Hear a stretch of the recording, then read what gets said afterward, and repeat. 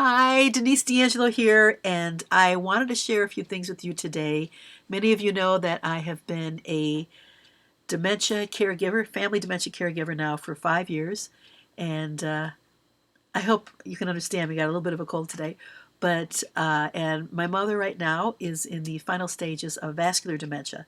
And I've learned so much from her, and I know that she's always had a passion for the elderly, a huge passion for wanting to help the elderly.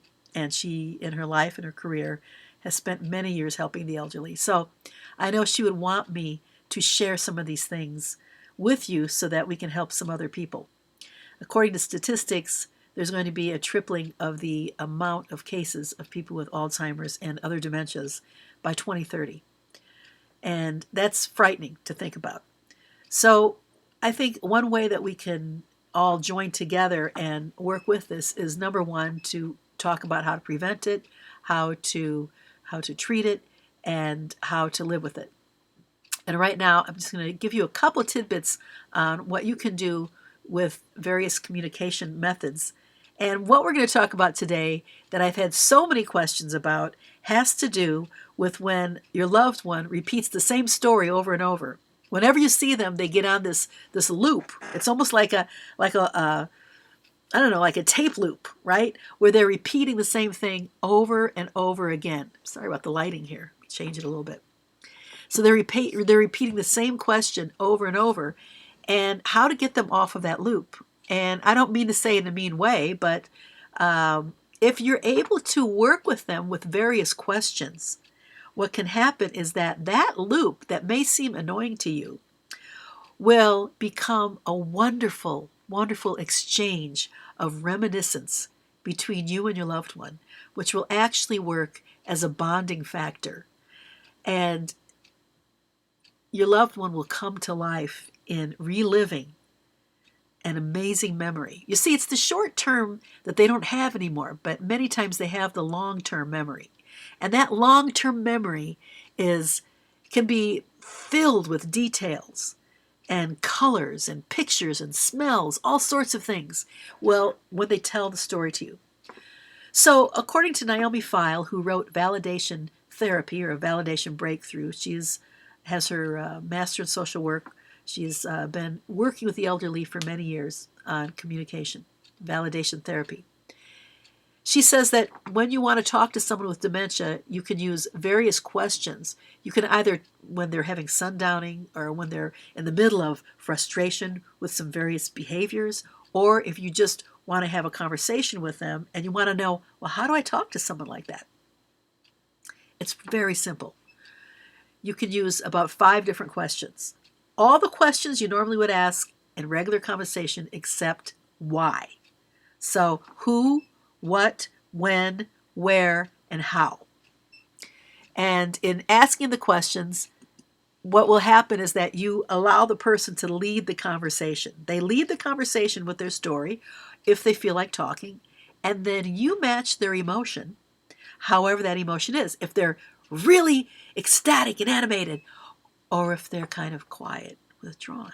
You can match the vocal tone, your own inflection with that, and ask them questions. So, for instance, someone has a story about their mother baking a pie and driving it down to their grandmother's house on a Sunday. You can say to them, what kind of pie? What kind of pie? Was that your favorite kind of pie? And where did you go? Right? Because they went to the grandparents, and she's already said that. Well, we went to our grandparents' house. And what did it smell like when you got there for dinner that day? What did it smell like? What did your grandmother like to make? And what did you wear on a Sunday? Did you have a favorite outfit? All of those questions that you can ask them if they're in the mood of conversation will just bring that memory to life for them. Their face will light up. They will bond with you on a very deep level. And this is very important because there are so many studies out there that talk about social interaction being very important to people that have any type of cognitive impairment or the early stages of dementia. It's real important for them to have social interaction. I agree and I disagree at the same time, because if the social interaction is driven by them and you follow them in a loving way, so that they're always going to win in the conversation. If you ask them those questions, they're always going to win. But another example would be if you have a loved one who you bring to church, and then after church coffee hour, someone hasn't seen that person for a while, and they say, well, how long have you been here? I didn't know you were in town. Um, the person may not know that they're in another town. They may not know how to answer that person. So all of a sudden, there's the deer in the headlight and the just silence.